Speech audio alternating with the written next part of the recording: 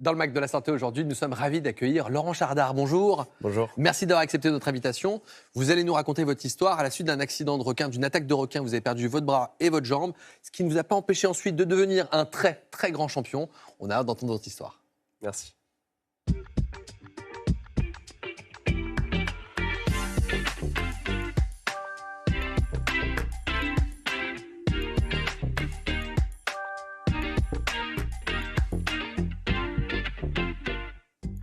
Bonjour à tous, bienvenue au Mac de la Santé. Je suis ravi de vous accueillir pour une heure d'émission consacrée à votre santé et votre bien-être. Une heure durant laquelle on répond aux questions que vous nous posez et celles que vous recevez. Rim, bonjour. Bonjour. Vous portez de très belles lunettes aujourd'hui. Merci, je vais gagner le concours, je pense, des plus belles lunettes autour de la table. Ah, Christophe Dinan. Je me mets sur la sellette. Tu gagnes. Et puis c'est surtout pour répondre donc à Aurélia qui aimerait savoir comment on choisit des lunettes qui protègent. Parce que celles-là sont très belles, mais vous verrez qu'elles ne protègent pas grand-chose. Elles sont très belles, effectivement. Elles sont très belles. Je sens un peu d'ironie, Jimmy. Non, mais on en reparle dans quelques instants. Pauline Desroulettes, bonjour. Bonjour, Jimmy. On va apprendre à respirer avec vous. Et oui, parce qu'en fait, on passe notre vie à respirer, ici, maintenant, présentement, dans ce moment. Oui. Mais en fait, on ne sait pas respirer. Donc, on va faire un petit cours, parce que là, c'est l'été, on va prendre le temps de ralentir. Donc, on va respirer ensemble. Christophe Mercier-Tellier, bonjour. Bonjour Jimmy. On va apprendre à respirer parce qu'on aura les aisselles qui sentent bon grâce à vous. Puisqu'on va parler des déodorants.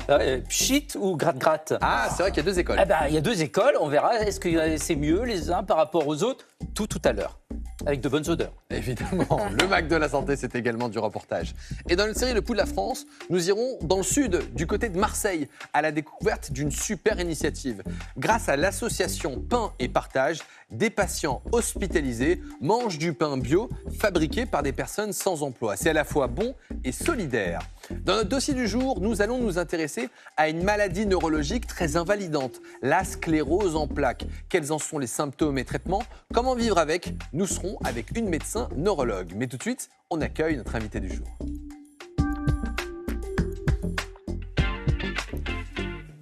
Et aujourd'hui, on reçoit un homme qui a vécu l'impensable. En 2016, Laurent Chardard est attaqué par un requin à La Réunion. Il perd un bras puis une jambe. Aujourd'hui, il est médaillé paralympique en natation. Bonjour Laurent. Bonjour. Merci d'avoir accepté notre invitation. On est vraiment ravis de vous accueillir. On va revenir sur votre histoire. Vous êtes sur une vague à La Réunion et quelques secondes plus tard, votre vie bascule. Est-ce que vous pouvez nous raconter le moment précis où justement le requin vous attaque? Ouais, voilà, pour remettre un peu les choses dans le contexte, à La Réunion, on a suivi une crise qui s'appelle la crise requin qui a commencé environ vers 2010. Et malheureusement, il y a eu beaucoup d'attaques de requins. Moi, je suis l'un des derniers, il y en a eu encore après moi. Mais c'est arrivé en 2016 sur la plage de Boucancanotte qui était protégée par des filets anti-requins. Et ce jour-là, en fait, j'étais rentré à La Réunion parce que je suis réunionnais. Et j'étais rentré pour les vacances à La Réunion.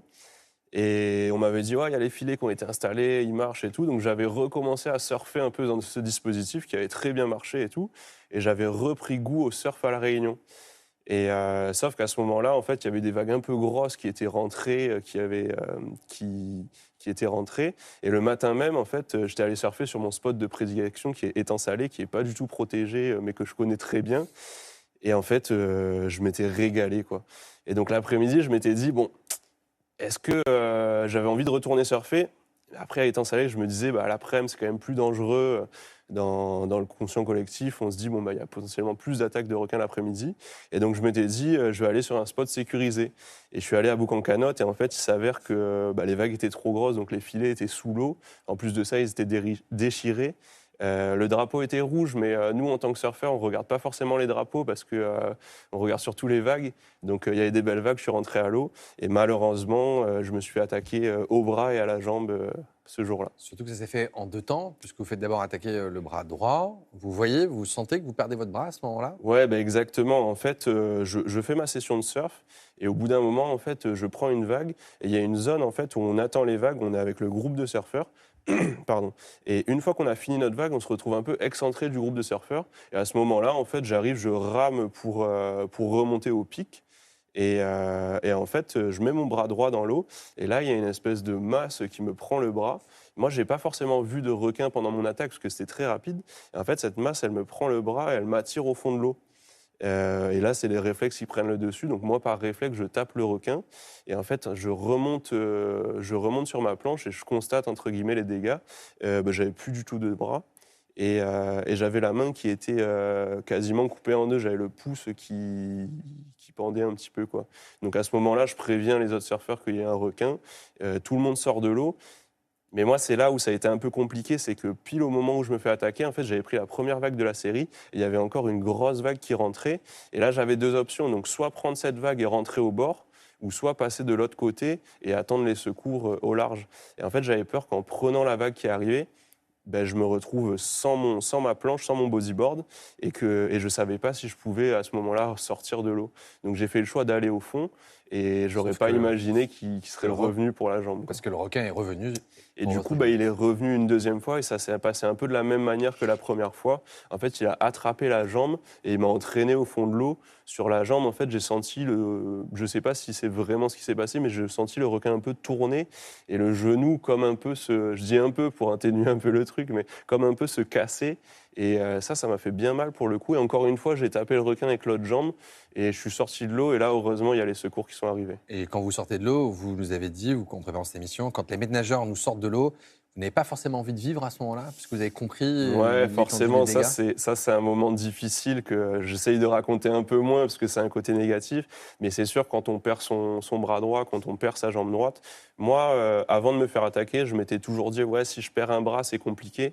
En fait, je me rends compte que ce qui est compliqué quand on perd un bras, une jambe, c'est plus le côté jambe. Le côté bras, c'est pas forcément entre guillemets compliqué, parce qu'on peut adapter la vie facilement à un bras. Et à ce moment-là, la douleur, elle n'est pas tellement insupportable?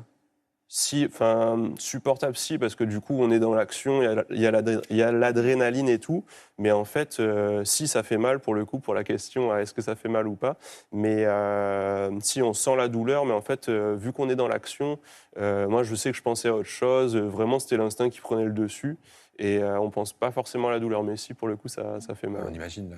C'est ça, dans votre récit, ce qui me frappe, c'est l'instinct de survie que vous avez eu pendant l'attaque, d'avoir les réflexes, etc., alors qu'on imagine qu'on peut juste se laisser aller face à la douleur et à la peur, quoi. Ouais, après, ça, pour le coup, je ne saurais pas l'expliquer, mais ouais, c'est vraiment les réflexes qui prennent le dessus. Et aussi, c'est en tant que surfeur confirmé, on a des réflexes quand il nous arrive quelque chose. Par exemple, quand on reste longtemps sous l'eau et qu'on sort de l'eau, on se remet sur la planche, c'est des réflexes qu'on a au fur et à mesure de la pratique et qui restent ancrés en fait en nous. Et je pense que ça, c'est ce qui m'a aidé à surmonter l'attaque aussi, quoi. Vous êtes hospitalisé en réanimation, puis dans un centre de rééducation, avec un temps assez long afin de réapprendre justement à marcher, à utiliser la main qui a été notamment endommagée. Vous avez vécu un événement qu'on peut dire plus que traumatisant. Pour autant, tel que vous le racontez, on a l'impression que vous n'êtes pas traumatisé de cet événement. C'est une idée reçue, c'est quoi? C'est du déni, de la résilience, de la force mentale? Ouais, je sais pas, j'essaye toujours d'atténuer un peu les choses, mais non, voilà, ce qui m'est arrivé, c'est quelque chose de grave, mais j'ai essayé de rebondir assez vite. J'ai été aidé, parce qu'il y avait, quand j'étais à l'hôpital, j'avais mes amis qui venaient, j'avais ma famille qui était là. Je dis souvent, il y a même des gens en fait, que je connaissais pas du tout, qui venaient me voir à l'hôpital, qui me disaient « Allez mec, vas-y, relève-toi, on est avec toi et tout ». Et en fait, ça, je trouvais ça incroyable, parce que les gens, je les connaissais même pas. Et ils étaient là, ils croyaient en moi et tout. Et ça, je trouvais ça fou. Du coup, ça donne de la force, quoi. Pauline, ça fait écho. Bien sûr, ouais, moi, ça me fait bouleverse de t'entendre, Laurent. Moi, ce qui me marque dans ton récit, c'est que tu as eu le sang-froid de prévenir les autres qui étaient à l'eau avec toi. Et je pense que c'est un peu cet élan de lucidité qu'on a, et inexplicable.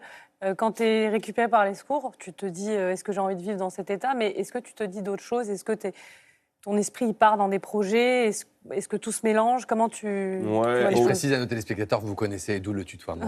Ouais. Oui, exactement. On s'est déjà rencontrés en on compétition et tout. Et non, mais c'est vrai que sur le moment, quand je suis dans l'eau, c'est plus l'instinct de monter sur ma planche, de vraiment faire le constat des dégâts et tout qui prend le dessus. Et c'est plus après, quand on me ramène sur le sable, où là, je me dis, ouais, est-ce que ça vaut le coup de vivre et tout? Bon, la question est oui, parce que j'ai vécu des choses incroyables par la suite. Mais c'est vrai que sur le moment, c'est dur et tout. Et ensuite, du coup, c'est les médecins qui ont pris le relais, parce qu'il y avait les pompiers qui étaient là, il y avait des infirmiers, le SAMU. Et puis, j'ai une petite anecdote, c'est la première fois de ma vie que j'avais pris l'hélicoptère, mais je m'en souviens pas parce qu'on m'a endormi sur la plage, quoi. Donc ça, j'étais un peu dégoûté. Bon, je dis ça en rigolant, mais c'est pas drôle. Mais, Vous avez quand même un recul Ouais. assez phénoménal hein, sur votre situation. Et d'ailleurs, juste après ça, 1 an après votre accident, c'est très peu de temps, vous remettez au surf, au bodyboard, à la canoë. Vous vous rendez compte que c'est un peu plus compliqué que prévu. Donc vous prenez du coup des cours de natation pour réapprendre à nager avec votre nouveau corps.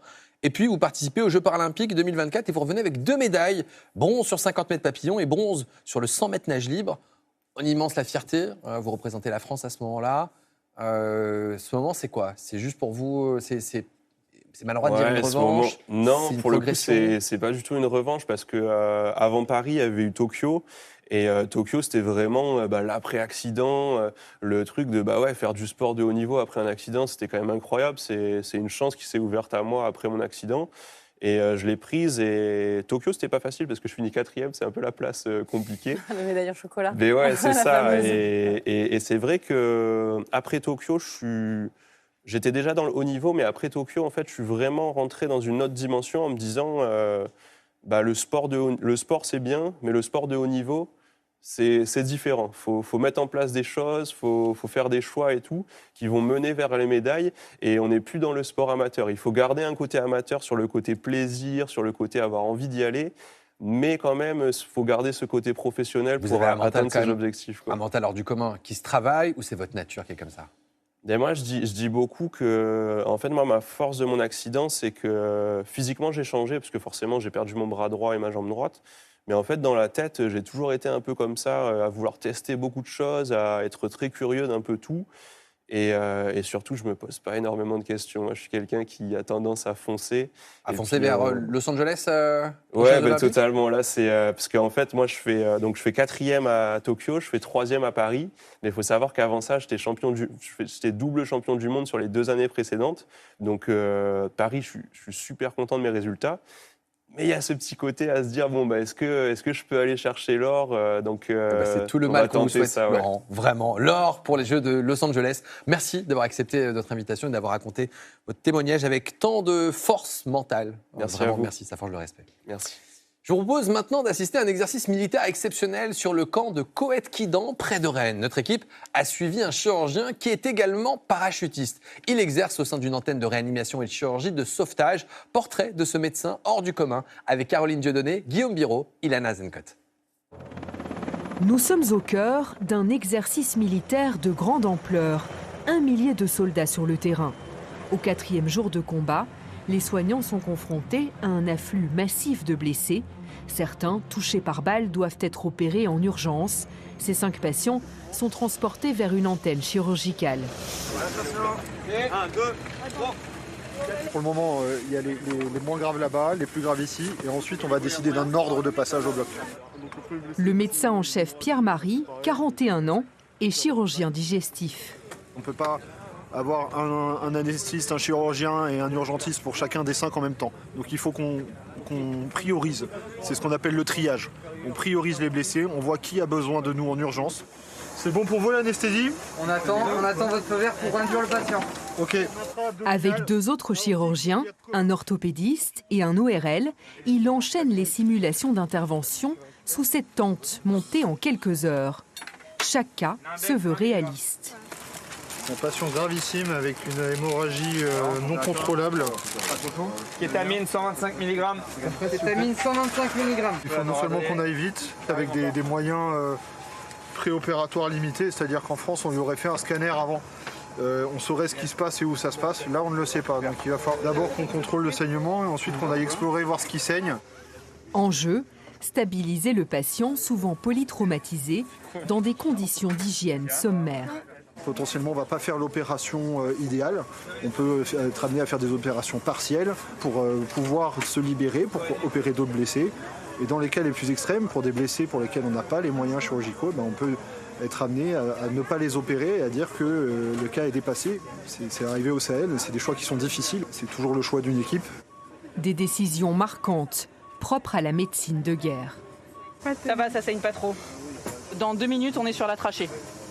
Au moment où on termine le premier, ils ont déjà fait rentrer le deuxième. On ne peut pas faire 2 choses en même temps, mais on quinconce pas mal. Dès que quelqu'un se libère, hop, il se rend disponible ailleurs. Ok. Autre particularité de ces soignants, Vous pouvez décaler 100 mètres sud le largage. ils sont aussi parachutistes. Le médecin en chef Pierre-Marie est arrivé comme ses collègues et tout le matériel par les airs, en sautant d'un avion, non sans appréhension. On avait 5 jours de vivre, de ration, les armes, les casques, les gilets pare-balles. Tout ça mis bout à bout, moi je pesais 160 kg. Donc vous imaginez 160 kg qui tombent d'un avion, qui tombe sur le sol. Si le parachute, voilà, donc j'ai eu peur. On n'est pas des combattants directs, néanmoins on participe pleinement aux opérations. Les combattants ne partiraient pas au combat s'ils n'étaient pas sûrs d'avoir un soutien médical derrière. Pour les militaires, ces exercices d'afflux massif de blessés, provoqués notamment par des attaques de drones, visent à évaluer leurs capacités dans un contexte international tendu. L'idée, c'est bien de se préparer à ce qu'on appelle le combat de haute intensité pour voir les limites de l'antenne chirurgicale. Donc on table là sur une centaine de blessés par jour. Sauver des vies sur des terrains de guerre, plusieurs centaines de soignants ont participé à l'exercice Orion pendant 3 mois. Vraiment impressionnant. Dans quelques instants, dans notre dossier du jour, nous répondrons à toutes vos questions sur la sclérose en plaques et nous serons avec une médecin neurologue. Dans notre série Le Pouls de la France, nous irons à la découverte d'une initiative solidaire. Dans certains hôpitaux, des patients mangent du pain bio qui a été fait par des personnes qui ont longtemps été sans emploi. En termes d'hygiène, est-ce qu'il vaut mieux privilégier un déodorant sous forme de spray ou sous forme de stick ? Eh bien, c'est la chronique de Christophe Mercier-Tellier. Et si on apprenait à bien respirer ? Eh bien, c'est l'exercice proposé par Pauline Desroulèdes et vous allez voir que on va faire baisser un peu la pression. Nous répondrons à la question d'Aurélia, une téléspectatrice, qui aimerait savoir comment choisir une bonne paire de lunettes en matière de santé, car pour le style rime à son idée. Vous verrez si vous la partagez vous aussi, justement. Il est temps de retrouver nos chroniqueurs.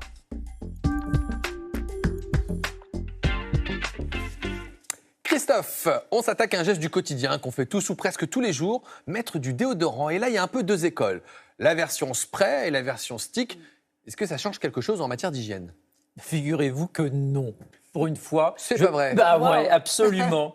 En fait, on pourrait dire en matière d'hygiène, le spray c'est mieux. Pourquoi ? Parce qu'il n'y a pas de contact direct. Oui. Sauf qu'on s'est rendu compte qu'il y a plein de gens qui font des allergies. Ah oui, ça pique. Bah oui, ça pique, on est d'accord. Oh, non, j'aime pas. Donc, alors, vous dites que ça pique et vous mettez un coup de... C'est presque une agression d'hygiéniste, hein, ça. Hein. Oh, bah ouais. Donc. Attaque à l'arme blanche des hygiénistes. Au déodorant blanc. Au déodorant blanc. Heureusement que ça sent bon. Hein. Oui, non, ça va. Ça va. Donc, en fait, là, bien d'un point de vue hygiène, moins bien d'un point de vue d'allergie. Or, l'hygiène, c'est aussi la prévention du risque allergique. Donc, moyen. Maintenant, quand on a une bille comme ça ou un stick, on pourrait dire, en matière d'hygiène, c'est moins bien. Oui, ça peut l'être, effectivement. En fait, quand on les passe sous les bras, on récolte des bactéries. Il ne faut pas oublier que sous les aisselles, c'est quand même jusqu'à 100 millions de bactéries par centimètre carré. Donc, c'est quand même pas mal. Donc, quand on va passer le stick ou la bille, on va récupérer ces bactéries à l'intérieur. Donc, ça veut dire que si jamais, en fonction des produits, s'il n'y a pas de conservateur ou que le produit est un peu vieux, eh bien, au bout du compte, on contamine le produit. Et si jamais, une fois que vous passez la bille sur votre poil, votre produit contaminé, vous pouvez vous retrouver avec une infection cutanée, qui prête son une déodorant folliculite. Ça, c'est sacré. Non. C'est comme la brosse à dents, ça se prête pas trop. Normalement, non. D'ailleurs, autour de la table, vous êtes plutôt quoi ? Déodorant spray ou déodorant stick ? Bille plutôt, moi. Bille pour rien. Je me suis mise au billes parce qu'il paraît que c'est mieux. Voilà, quand même. finalement, Il y a des produits plus naturels. C'est ça. Hein. Alors, justement, quand on parle de produits naturels, Pauline, choisissons-les avec des logos qui nous garantissent une composition à peu près correcte. On en a 3 que je peux citer, Nature et Progrès, Natrou, qui est le label européen, ou la charte Cosmé Bio.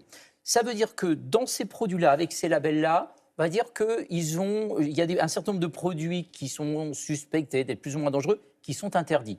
Donc, ça peut être un moyen de choisir le déodorant. Maintenant, ça ne changera rien sur le fait qu'on peut faire des allergies quand on le pulvérise, mais c'est pas mal de choisir ce type de logo. C'est vrai que je ne fais jamais attention au label. Moi, je vais rayon homme, parce qu'il y a des déodorants pour hommes et des déodorants pour femmes. Quand ça sent l'homme, je prends. Et quand ça sent l'homme, je prends. Ça, c'est un vrai déodorant. C'est vraiment n'importe quoi, je suis un pigeon. Alors, une fois qu'on a ouvert ce déodorant, parce que parfois on en achète plein, on en met dans la salle de bain, dans le sac de sport, on en achète plusieurs, on peut les garder combien de temps ? Alors, si c'est spray, jusqu'à la date limite fabricant, notez dessous. Parce qu'en fait, ça ne se contamine pas, le spray. Par contre, si c'est un stick, il faut regarder dessus, vous allez trouver un logo. C'est une petite boîte, on la voit là à l'écran, ouverte, et ça, c'est la péremption après première ouverture. Alors, vous voyez, par exemple, là, c'est 12 mois une fois qu'on l'a entamé. Attention, ça veut dire que dessus, au feutre indélébile, il faut faire comme dans ma salle de bain, il faut avoir un feutre indélébile et on marque la date de première utilisation. Vous faites vraiment ça, Christophe? Oui, eh ben oui, absolument. Ah mais ça, je vous l'envoie. Alors ça, c'est sûr. Mais de toute façon, qui garde un déodorant plus d'un an? Mais ça se peut, parfois, on en a plein dans le sac de sport, dans le sac de plage, dans le sac à main, dans le sac à dos. Dans la boîte à gants, dans le micro-ondes, partout la maison, dedans, partout. Chaque fois. Alors, donc, on a dit finalement... N'empêche que passer ce délai, blague à part, passer ce délai, ça veut dire que les actifs sont plus garantis, ça veut dire que les parfums s'oxydent, ça veut dire que les conservateurs sont peut-être plus efficaces du tout, et que, de toute façon, si votre déo est passé et laissé en plein soleil dans le sac de plage, il faut le jeter à la fin de l'été, enfin à la fin du séjour. Et puis, quand il change de texture ou d'odeur, il faut le jeter, parce que là, c'est plutôt dangereux à la santé. Alors, on n'a pas parlé encore des sels d'aluminium. C'est vrai que certains préfèrent l'éviter, d'autres disent que c'est sans danger. Que dit la science? Le comité scientifique pour la sécurité des consommateurs de l'Union européenne en 2020 a passé en revue tout ce que disait la littérature sur les sels d'aluminium. On parle du chlorhydrate d'aluminium et de ses dérivés. 3 éléments sont ressortis de la littérature scientifique. Ils sont sûrs si la concentration en sel d'aluminium est inférieure à 6%. Le problème, c'est que ce n'est pas noté tel que le pourcentage sur l'étiquette. Donc ça veut dire qu'il faut aller creuser avant de l'acheter. C'est un peu compliqué. Ensuite, si la peau est saine, ça veut dire qu'elle n'a pas été rasée avant, notamment au niveau des aisselles, eh bien, a priori, ça ne passe pas à travers la peau. Donc ça, c'est plutôt une bonne nouvelle. Par contre, ils nous disent que si vous venez de vous raser, vous avez des irritations au niveau des aisselles, évitez d'appliquer un sel d'aluminium parce qu'il passera plus facilement à travers la peau. Il y a des doutes sur les pathologies que ça pourrait générer. On n'est pas encore totalement certain, mais dans tous les cas, il y a d'autres déos sans sel d'aluminium qu'on peut appliquer. D'ailleurs, il y en a qui y a marqué spécial pour les aisselles irritées. Donc, principe de précaution. Pour conclure, 3 conseils pour avoir des aisselles irréprochables. Alors là, vous êtes tombé sur le bon gars. Premier élément... Vous devriez faire Fort Boyard. Vous faites vraiment un très bon personnage dans Fort Boyard. L'hygiéniste. Il me le dit régulièrement, ça. Ça va arriver. Premier élément, vous vous lavez, bande de cochons. Donc, on se lave. Ah, non, parfois autour de la table, on ne sait pas. Donc, on se lave à l'eau et au savon. Ça, c'est hyper important. Et on n'applique pas du déo sur une peau qui n'a pas été lavée. Genre, j'ai pas eu le temps de me laver et je mets du déo. Non, jamais. Personne ne l'a fait ici. Jamais. Ça, je ne dirai rien.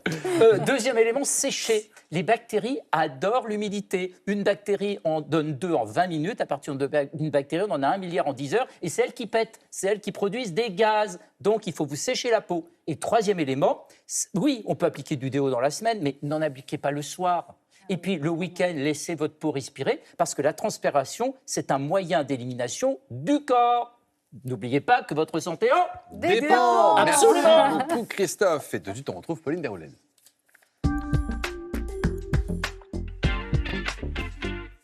Pauline, vous avez choisi un mot, une photo et un contenu qui vous ont marqué. On va commencer par votre mot, tout simplement.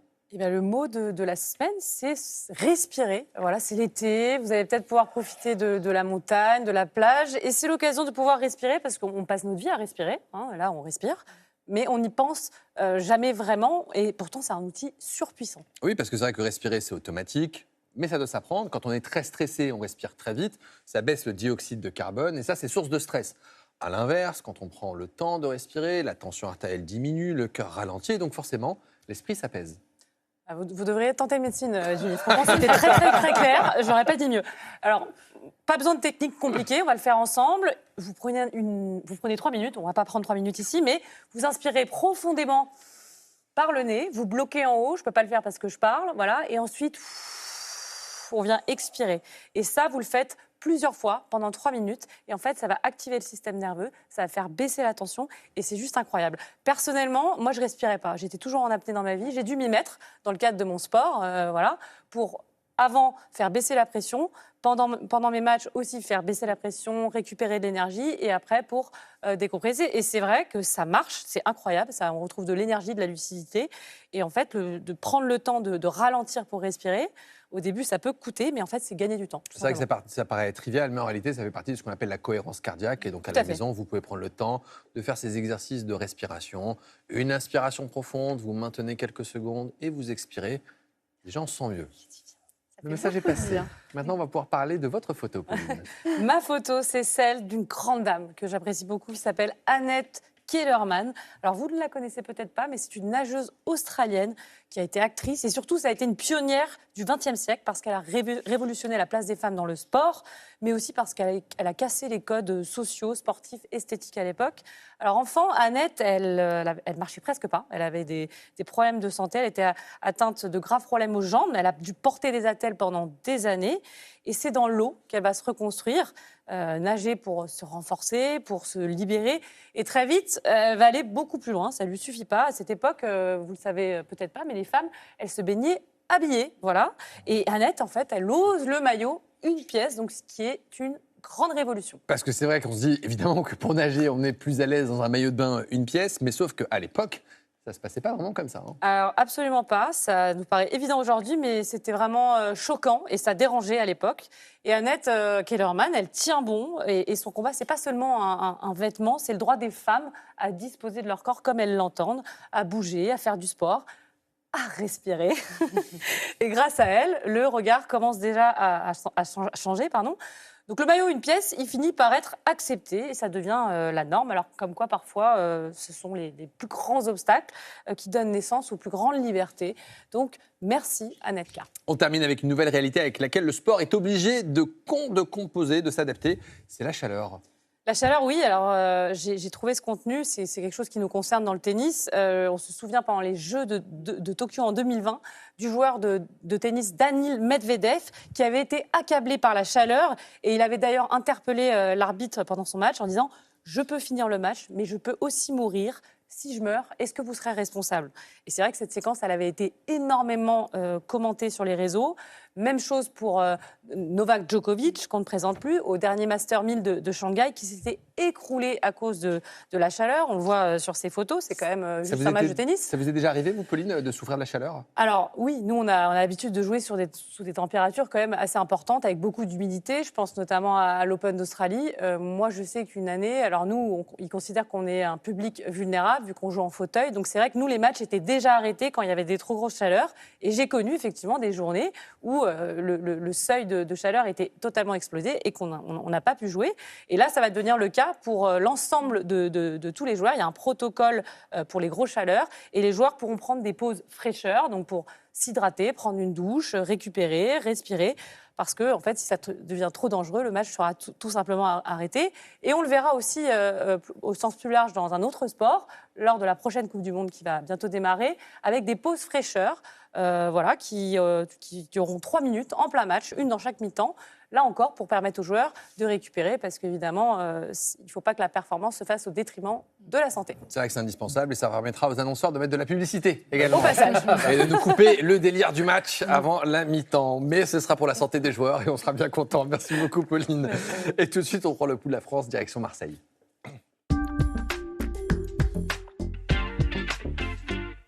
Avec un coup de projecteur sur une initiative solidaire. Dans certains hôpitaux, les patients mangent du pain bio, bon pour la santé et qui crée de l'emploi pour les chômeurs longue durée. Un cercle vertueux grâce à l'association Pain et Partage, née à Marseille il y a 30 ans. Reportage Seti Dali, Julien Nativel et Maureen Marion.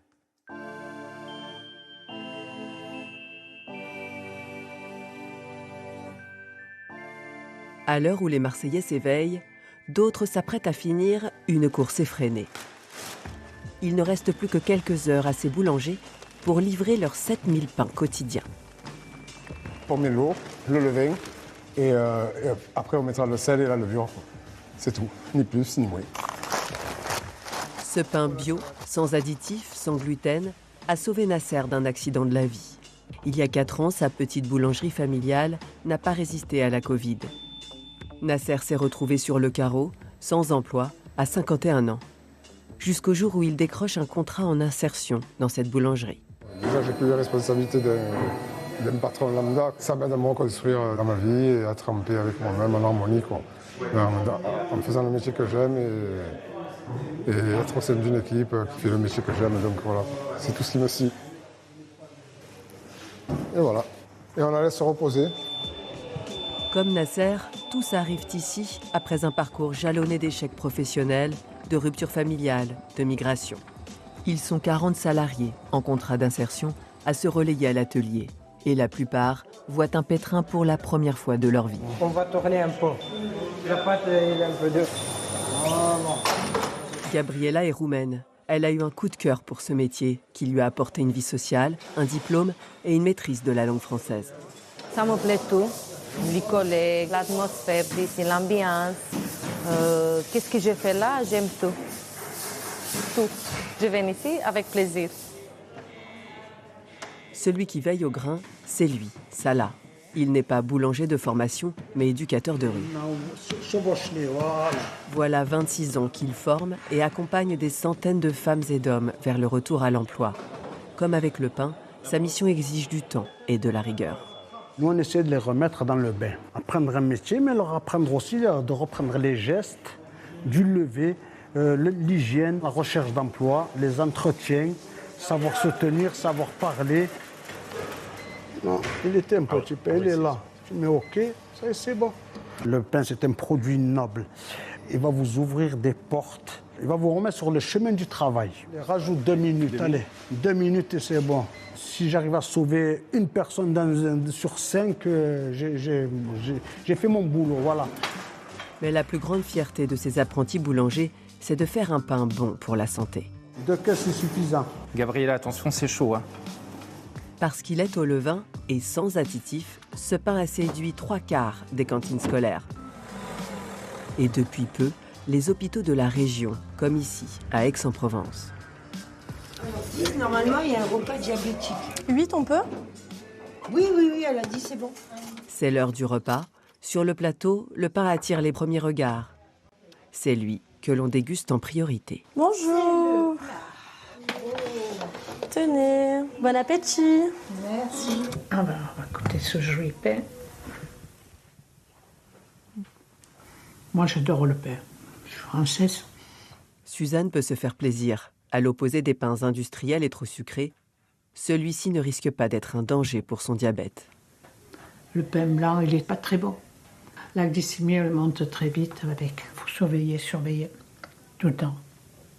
Tout le temps et pas relâcher. Quand on relâche, c'est pas bon. C'est à ce nutritionniste que les malades doivent ce nouveau pain. Un choix stratégique car l'une de ses missions est de lutter contre la dénutrition.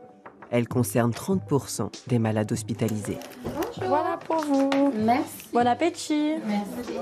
Quand on arrive à donner 150 grammes de pain par jour à nos patients, ça nous garantit un apport énergétique déjà, et en plus sous forme de glucides complexes, donc qui nous intéresse sur le plan qualitatif. C'est la pathologie contre laquelle on essaie de lutter prioritairement à l'hôpital, la dénutrition. Donc d'avoir une bonne base de glucides complexes, c'est déjà un point de départ qui est intéressant pour nous. Un pain bon pour la santé et qui crée de l'emploi. Voilà 30 ans que ce cercle vertueux perdure. Et tout de suite, c'est Rim qui répond à toutes vos questions.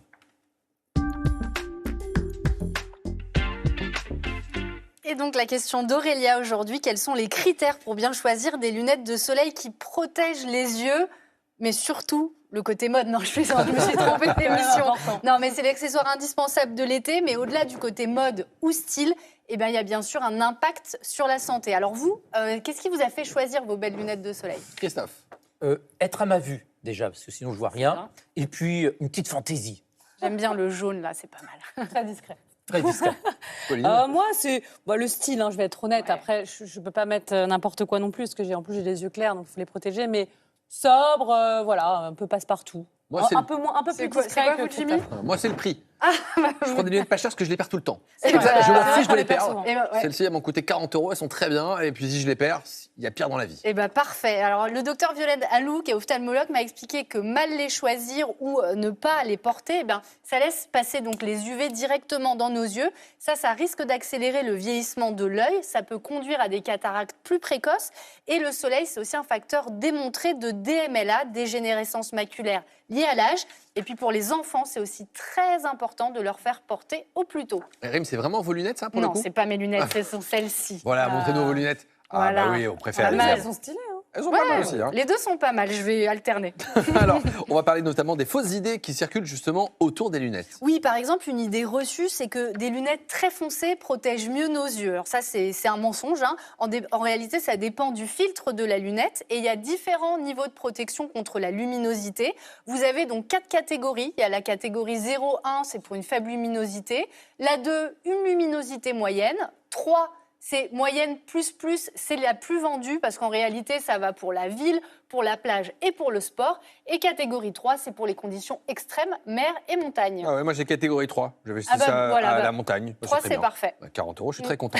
Il y a également le marquage CE qui est très important et j'ai également un marquage CE. Jusque-là, tout va bien. Ah, tout va bien. Jimmy, sans faute. Voilà, le plus important, c'est le marquage CE. Ça garantit que les normes de protection sont respectées également pour les UV. Et éventuellement, en plus de ce marquage, vous avez une autre mention, c'est 100% UV400. Ça équivaut un petit peu comme l'écran total pour la peau. Vous êtes protégé contre tous les UV. Très bien, je regarderai mon marquage, je ne le trouve pas. Pour une bonne protection, la monture, elle est importante, hein, c'est pas qu'une question de style. Exactement, déjà sur la forme, c'est bien que ça protège même les côtés des yeux, donc on va privilégier quelque chose d'assez couvrant, sur l'ensemble de l'œil, bien ajusté au visage pour pas que ça tombe, et puis des lunettes pas trop lourdes. Donc l'idéal, c'est d'aller chez son opticien, ou au moins d'aller vers une marque qui est de confiance, certifiée, parce que malheureusement, les lunettes gadget, vous voyez par exemple celles-ci, elles sont certes très mignonnes, mais il n'y a clairement aucune protection. De même avec les contrefaçons, on ne peut pas vraiment savoir quel est le niveau de protection. Donc il faut pouvoir avoir les infos écrites quelque part, au moins dans la description de la lunette. Et au final, vous aviez raison Jimmy sur autre chose, c'est que le prix ne fait pas la qualité. Finalement, un premier prix peut tout aussi bien vous protéger qu'une paire de luxe. J'ai fait une très bonne affaire avec ces lunettes. Merci beaucoup Rémi de toutes ces explications. On passe à notre dossier du jour. C'est la deuxième cause d'handicap chez l'adulte après les traumatismes. On parle maintenant de la sclérose en plaques, une maladie auto-immune qui s'attaque au système nerveux central. La bonne nouvelle, c'est qu'il y a beaucoup de progrès sur les traitements ces dernières années pour ralentir l'évolution de la maladie. On répond à toutes vos questions sur le sujet.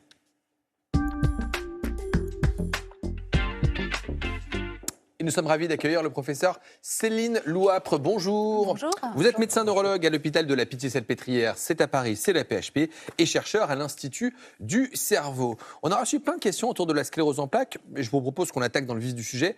Yves-Lise qui nous demande quels sont les premiers symptômes de la sclérose en plaques.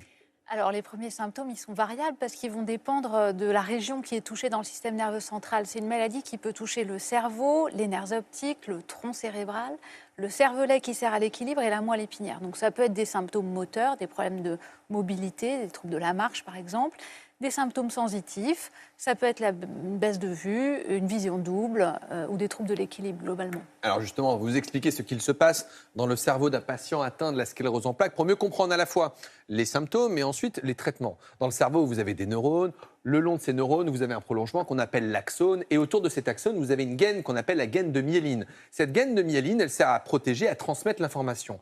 Dans la sclérose en plaques, vous avez une atteinte de la myéline à différents endroits du cerveau. Et en fonction de la localisation où la myéline va disparaître, eh bien, comme on vous l'a dit, vous pouvez avoir plein de signes différents. Des signes neurologiques, évidemment, avec une atteinte oculaire, puisque l'œil fait également quand même en partie du système nerveux, du cerveau. Vous pouvez avoir des troubles de l'équilibre, des troubles moteurs, des troubles sensitifs, mais plein d'autres symptômes associés dont on ne parle pas forcément, des troubles psychiques, des troubles cognitifs, de la fatigue, un ralentissement, mais également des symptômes digestifs et même des troubles urinaires ou encore sexuels. Donc on se dit, mais on peut passer à côté du diagnostic assez longtemps, puisqu'on a Pascal qui nous dit pourquoi le délai de diagnostic est si long avant de savoir qu'on souffre de sclérose en plaques. Alors, ça dépend du mode évolutif de la maladie. On a la plupart des patients qui vont rentrer dans la maladie par ce qu'on appelle une poussée, c'est-à-dire des symptômes neurologiques qui vont s'installer en quelques jours. Et là, le diagnostic, il est en général relativement facile. Mais il y a aussi, on va dire, 10-15% des patients qui vont rentrer dans la maladie de façon progressive, où là, les symptômes s'installent sur plusieurs semaines, mois et années, et souvent à un âge un tout petit peu plus avancé en moyenne, où il y a d'autres choses comme des problèmes rhumatologiques ou d'autres choses qui peuvent parfois expliquer pourquoi on se met à boiter ou avoir des difficultés pour faire certaines choses. Donc là, le diagnostic peut être effectivement décalé parce que ce n'est pas forcément la sclérose en plaques qu'on va penser en premier. Parce qu'en moyenne, ça apparaît vers quel âge, les premiers symptômes ? Alors, en moyenne, c'est autour de 30 ans, mais évidemment, c'est variable. Ça peut commencer même dans l'enfance. l'adolescence surtout. Et puis, ça peut aussi apparaître après 50 ans. Alors, nous, dans notre domaine, on définit les scléroses en plaques à début tardif à partir de 50 ans, mais on peut avoir effectivement un début de la maladie après 50 ans, voire même après 60 ans. Alors, on parle de maladie auto-immune, puisqu'on va s'attaquer à la myéline qui est autour de l'axone, mais on nous demande l'origine. Pourquoi on a de la sclérose en plaques? Pourquoi tout d'un coup, notre système il se met à s'attaquer à notre propre organisme? Pourquoi du pourquoi? Ça, c'est toujours une bonne question. Effectivement, on a des sortes de facteurs qui dérégulent relativement modestement quand même notre système immunitaire. Alors, on en connaît certains de façon évidente, qui sont la vitamine D, qui, par exemple, quand on a une carence en vitamine D, on a un plus fort risque, modeste quand même, mais un peu plus élevé, de développer une sclérose en plaques que si on n'en a pas. On a d'autres facteurs qui sont connus, comme certaines infections, le virus Epstein-Barr, par exemple, mais que... De la mononucléose. Exactement, la mononucléose infectieuse, mais que probablement ici, on a tous attrapé, et donc on n'a pas forcément une sclérose en plaques, loin de là, quand on a une mononucléose.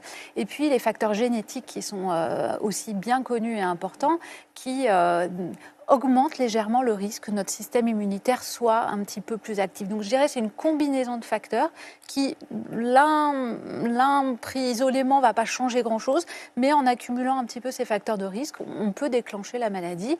Et il y a une part d'aléatoire aussi qui fait qu'à un moment donné, le système s'emballe et peut-être qu'un autre jour, il ne se serait pas emballé.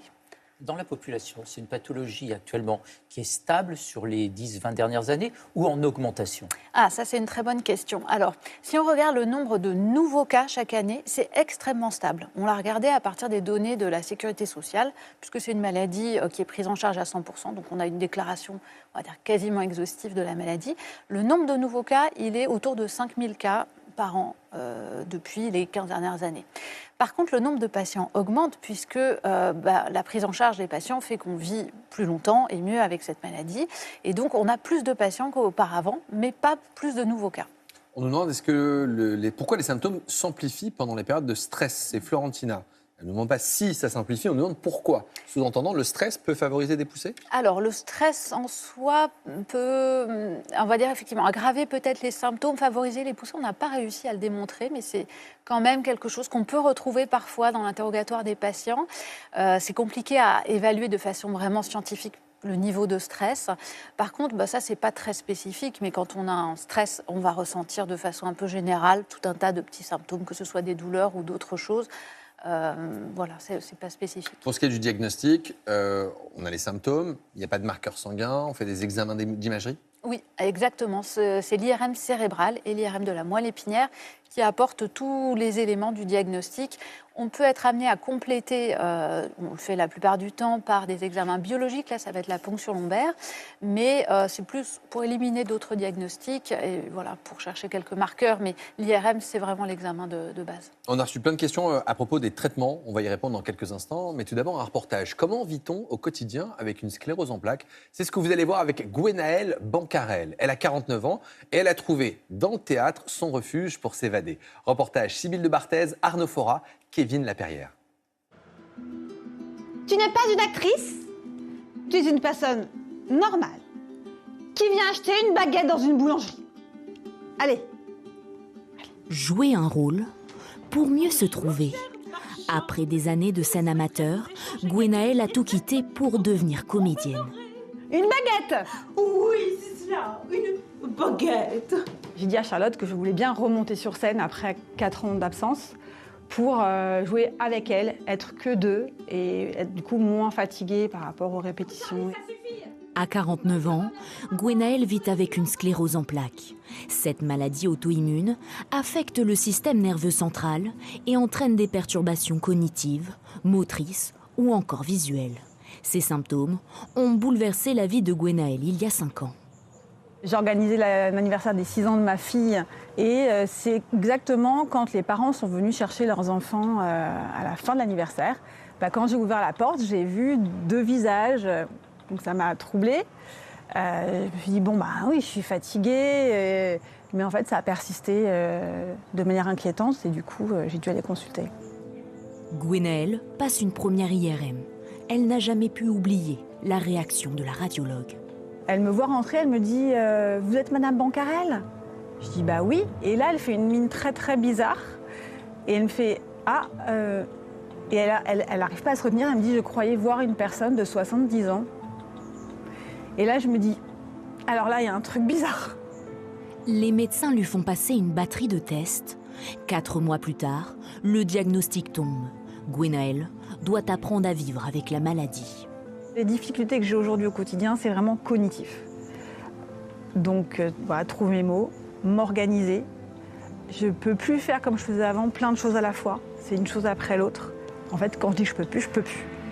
Donc on va inspirer, arrondir le dos comme dans le chat, ramener le genou vers le front, expirer vers l'arrière. La sclérose en plaques évolue le plus souvent par poussée. À plus ou moyen terme, ces troubles peuvent progresser vers des handicaps irréversibles.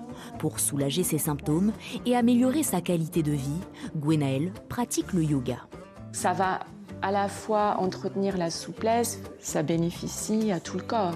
Et puis ça bénéficie au mental, aux émotions, parce que dès qu'on bouge, dès qu'on fait certaines pratiques, l'humeur, l'état d'esprit change aussi.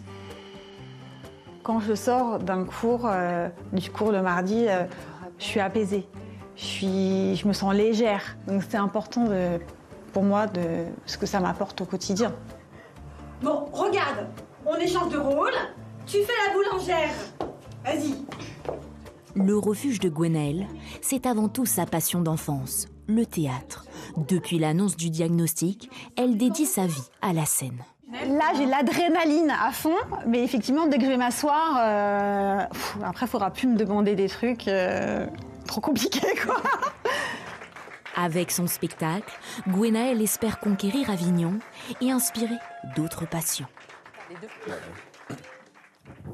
On va répondre aux questions de téléspectateurs qu'on a reçues. Vassia nous demande pourquoi la fatigue est si intense avec cette maladie. Alors, effectivement, la fatigue, c'est le symptôme cardinal de la sclérose en plaques. Limite, quand elle n'est pas là, je me remets en question, je me dis, je me suis trompée de diagnostic.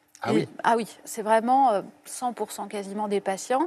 Et le mot fatigue est peut-être même pas le bon mot. Je pense qu'il faudrait qu'on trouve un autre mot que le mot fatigue pour décrire cette chape de plomb qui pèse au quotidien sur le fonctionnement global. Pour dire à quel point c'est intense. Ça veut dire intense, que là, l'épuisement. En tout cas, c'est pas en dormant, parce que parfois on dit repose-toi, mais non, ça change rien. Les patients, ils se réveillent à nouveau et ils sont fatigués toujours. Et alors, s'il y a des troubles du sommeil en plus, évidemment, il faut les prendre en charge. C'est probablement le fait que le système doit s'adapter au fait que le cerveau, il va devoir faire la même chose, c'est-à-dire faire communiquer des régions cérébrales entre elles, mais de façon plus lente et moins efficace. Donc il le fait, mais il le fait en chargeant, on va dire, le système de façon à ce que le patient ressente finalement cette fatigue. Et ce n'est pas le repos, on voit bien, qui va aider forcément. Par contre, c'est important de le savoir parce qu'on doit s'adapter, on peut adapter notre manière de fonctionner en fractionnant l'activité, en faisant des pauses plus régulières et en évitant de faire plusieurs choses en même temps, parce que là, ça va encore diminuer l'efficacité pour fonctionner. Moi, je voulais savoir si c'est une maladie qui pouvait altérer la mémoire. Parce que là, on le voit dans le reportage, la personne apprend des textes, récite. À quel degré ça altère la mémoire ? Exactement. Ça, c'est aussi un autre symptôme, un peu comme la fatigue. On a effectivement les symptômes comme les troubles de la mobilité ou d'autres symptômes évidents, mais on a ces symptômes qui ne se voient pas.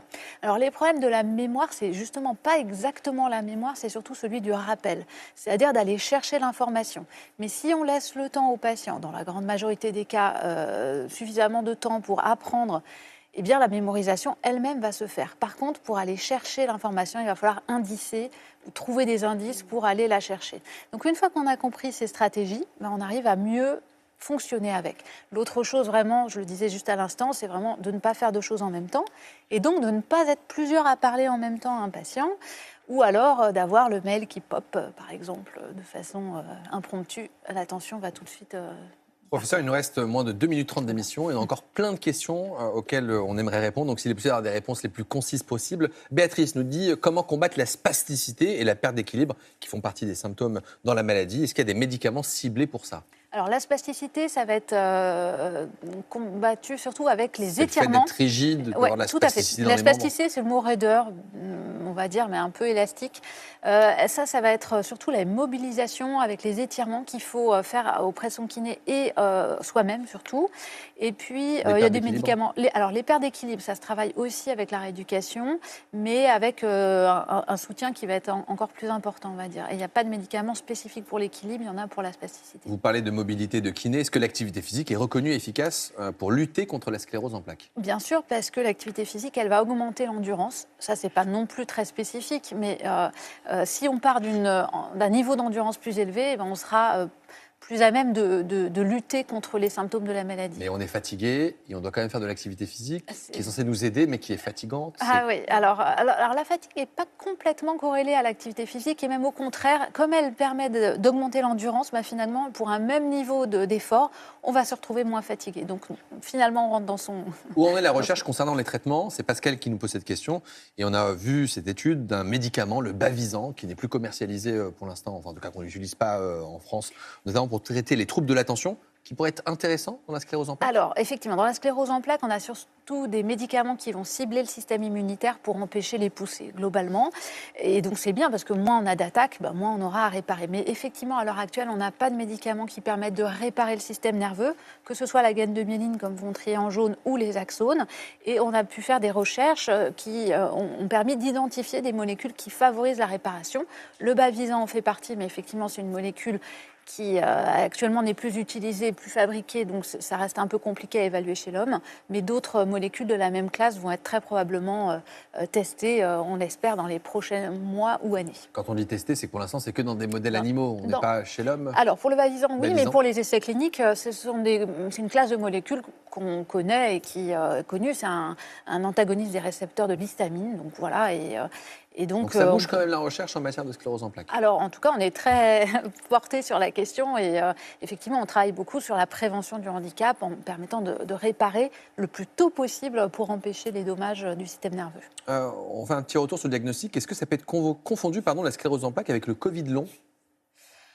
Alors, je dirais non, parce qu'effectivement, il n'y a pas de raison que dans le Covid long, il y ait des lésions de sclérose en plaques, les plaques qu'on voit à l'IRM. Donc non, a priori, il n'y a pas de raison de les On avait reçu une question tout à l'heure à propos de l'anxiété, la dépression et les sautes d'humeur. Est-ce que ça fait partie de l'annonce du diagnostic ou des symptômes de la maladie? Alors, je dirais un petit peu les deux. Effectivement, pour réguler l'humeur, on a besoin de notre cerveau et des circuits qui fonctionnent bien. Et donc, quand on a des lésions neurologiques, on peut avoir une propension plus importante à avoir des troubles de l'humeur. Et en plus, quand on a une maladie chronique, c'est le cas aussi. Mais on peut avoir effectivement des difficultés d'humeur non liées à la sclérose en plaques. Eh bien, merci d'avoir répondu à toutes nos questions. Rim, merci beaucoup. Christophe, Pauline, c'est toujours un plaisir. Voilà, c'est déjà la fin de cette émission. On se retrouve très vite. Je vous souhaite une excellente journée sur France 5. Salut.